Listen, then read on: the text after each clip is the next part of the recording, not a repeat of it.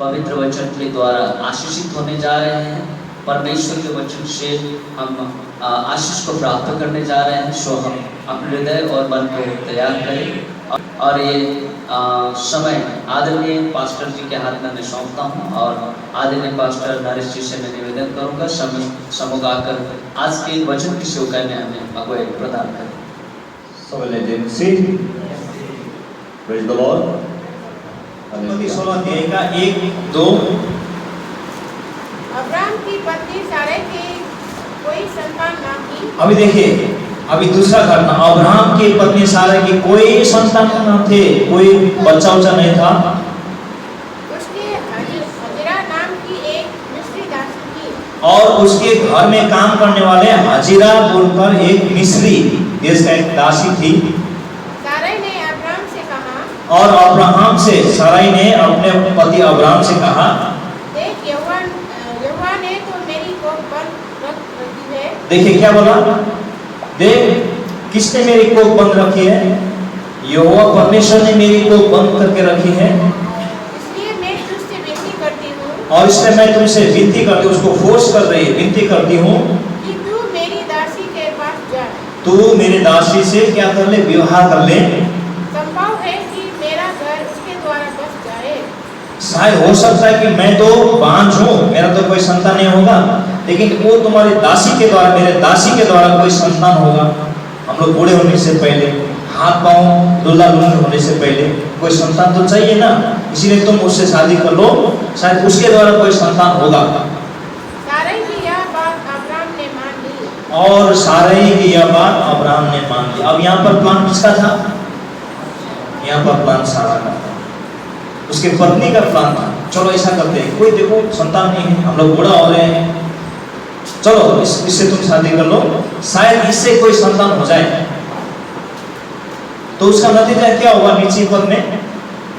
इसलिए अब अब्राहम को कनान देश में रहते 10 वर्ष बीत चुके।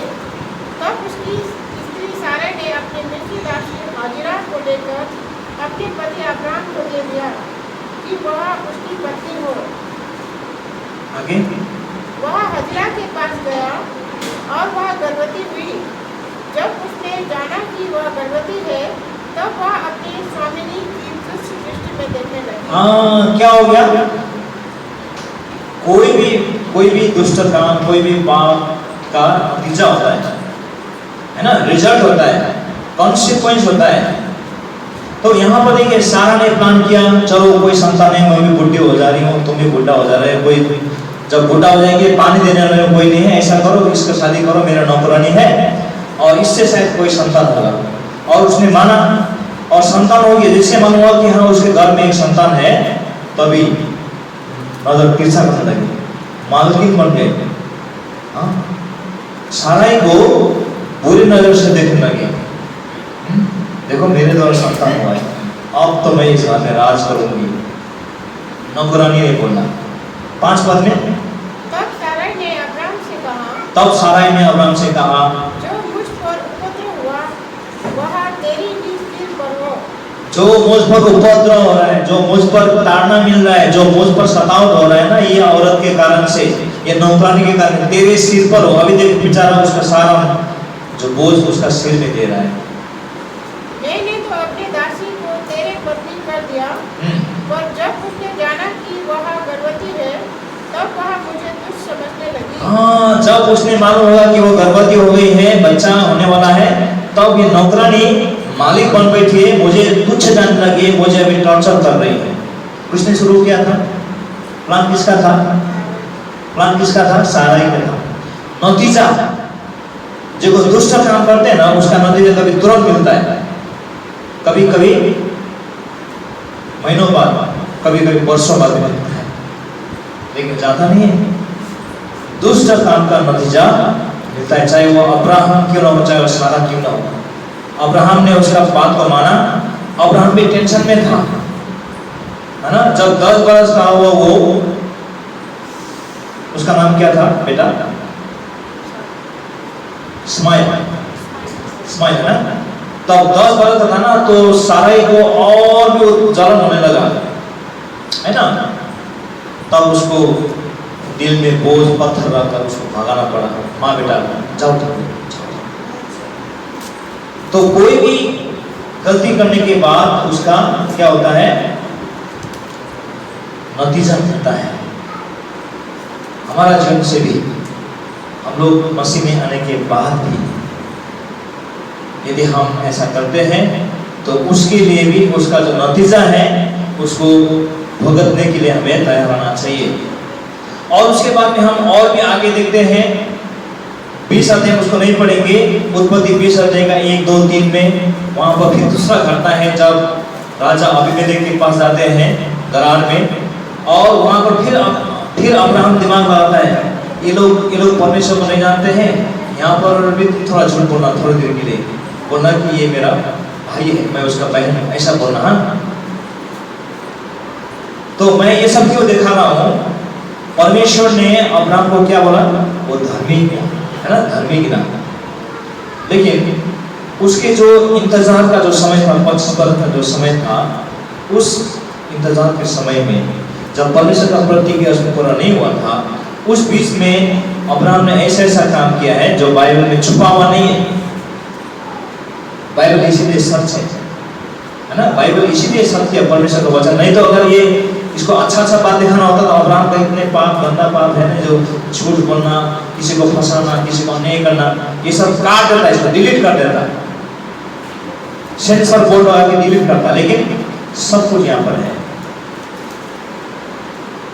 परमेश्वर का वचन। तो अब्राहम जैसे व्यक्ति भी कितने बार गिरा, एक बार नहीं, 2 बार नहीं, कितने बार गिरा अब्राहम, लेकिन फिर भी परमेश्वर ने अब्राहम क्या कहा, वो मेरा मित्र है। क्यों? क्योंकि अब्राहम जितने बार भी गिरा और उतने बार उस स्थिति से उठा, वहां से उठा, और इसीलिए वो परमेश्वर का प्रिय मित्र हो गया। और एक उदाहरण है ना, कभी कभी हम लोग अक्सर धर्मी गिने जाने के बाद भी हमारे अंदर के चाहत से, है ना, हमारे अंदर का अभिलाषा से ऐसा होता है, हम दोबारा गिर जाते हैं, जैसे अब्राहम गिरा, जैसे सारा भी गिर। लेकिन एक व्यक्ति का नाम बताइए, हम खत्म कर रहे हैं, एक व्यक्ति का नाम बताएं जो उसका खुद का कारण से नहीं, लेकिन किसी दूसरा व्यक्ति का कारण से वो धराशायी हो गया था, वो चित प्रदान हो गया था, लेकिन धर्मी होने की वजह से वो फिर से उठा। कौन व्यक्ति वो? उसका अपने परमेश्वर ने कहा कि ये तो निर्दोष है, ये तो भोला है, ये तो सबसे धर्मी है। परमेश्वर स्वरूप ने साक्षी दिया, अय्यूब। पढ़िए अय्यूब का एक पढ़िए जल्दी से, मैं खत्म कर रहा हूं। उस देश में अय्यूब नामक एक पुरुष था, वह खरा और सीधा था। देखिए, उस देश में अय्यूब नामक एक पुरुष था, वो खरा और सीधा था, और परमेश्वर का भय मानता, और परमेश्वर का भय और डर मानता, और बुराई से दूर रहता था, और बुराई से दूर रहता था। ऐसा व्यक्ति था। और 8 पद में, उसी का 8 पद में, यहोवा ने शैतान से पूछा, क्या तूने मेरे दास अय्यूब पर ध्यान दिया है, क्योंकि उसके तुल्य खरा और सीधा और मेरा भय मानने वाला और बुराई से दूर रहने वाला मनुष्य और कोई नहीं है। परमेश्वर क्या बोल रहा है, ए शैतान, क्या तूने मेरे दास अय्यूब के बारे में सोचा, उसको देखा है? वो जैसा व्यक्ति, परमेश्वर का डर भय मानने वाला, पवित्रता में रहने वाला, दुष्टता से दूर रहने वाला, वैसा व्यक्ति दूसरा कोई नहीं है, परमेश्वर ने साक्षी दिया। लेकिन उस व्यक्ति का हाल क्या हुआ, हम आगे बढ़ते हैं। उस व्यक्ति का हाल क्या हुआ, उसका 7 बेटे और 3 बेटियां एक ही दिन में नष्ट हो गए। उसके 12,000 ऊंट, 7,000 भेड़ और 5,000 बैल और कितने सोने चांदी रुपया सब लूट के ले गए, घर में आग लगा दिया। और उसके पैतारा से लेके सिर और उसके जो शरीर में एक जगह भी एक सुई रखने का जगह नहीं, इतना बड़ा बड़ा घाव हो गया। और उसके दोस्त को बोल रहा है, शायद लगता तो अच्छा था आदमी, लेकिन शायद उसका कोई पाप है, ये तो पापी है, हाँ, पाप का कारण है। देखो बच्चा लोग भी मर गया, रोड पूरा छिंटाई हो गया, घर भी जला दिया। अब इस शरीर का देखो ये कोई पाप किया है, उसका दोस्त उसको पूरा आलोचना करने लगे।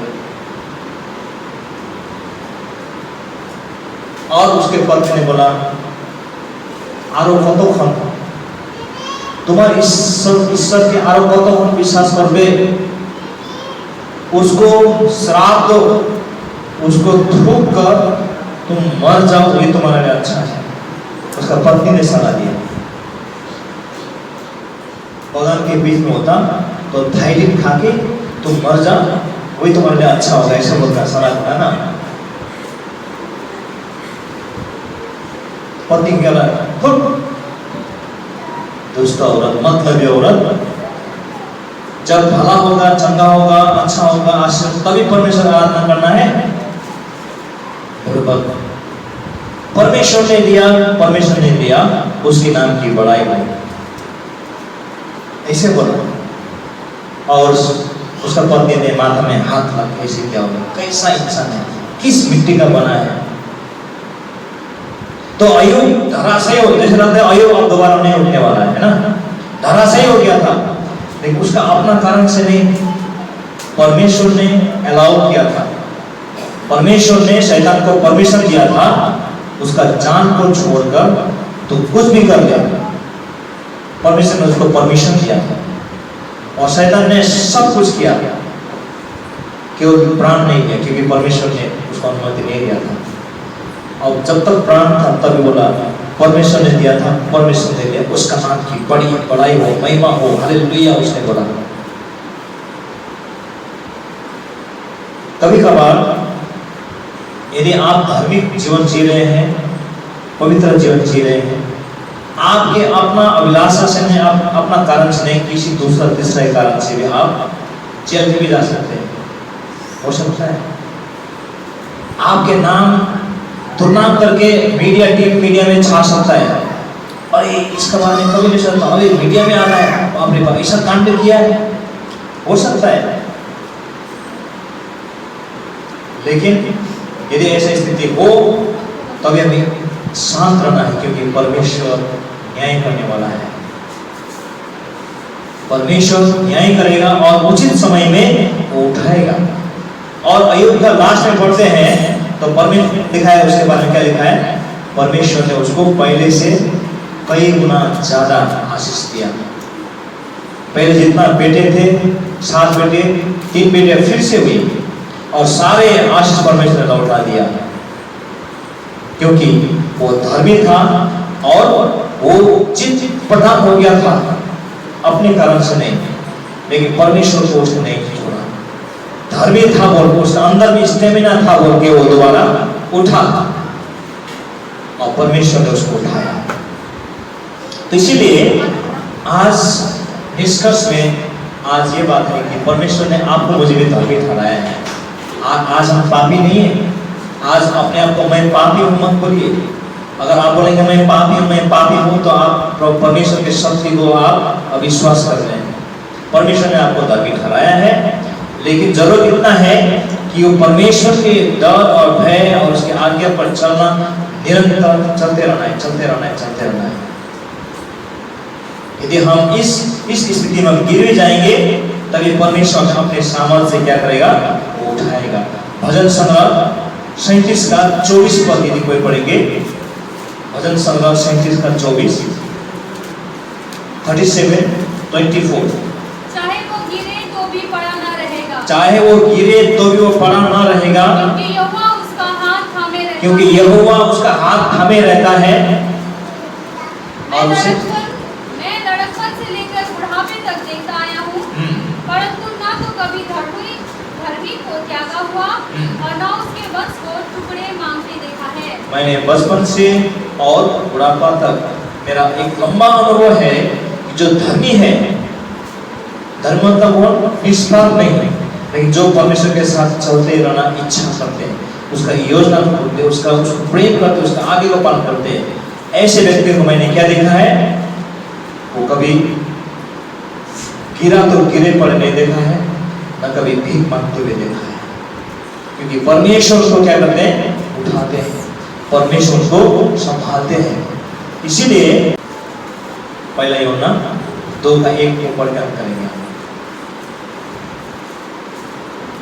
हे मेरे बालकों, मैं ये बातें तुम्हें इसलिए लिखता हूँ ये सारे बातें इसलिए लिखता हूँ कि तुम पाप न करो। ताकि तुम दोबारा पाप ना करो। और यदि कोई पाप करे और यदि कोई पाप कर भी ले तो पिता के पास हमारा एक सहायक है, मददगार है, अर्थात धर्मी यीशु मसीह।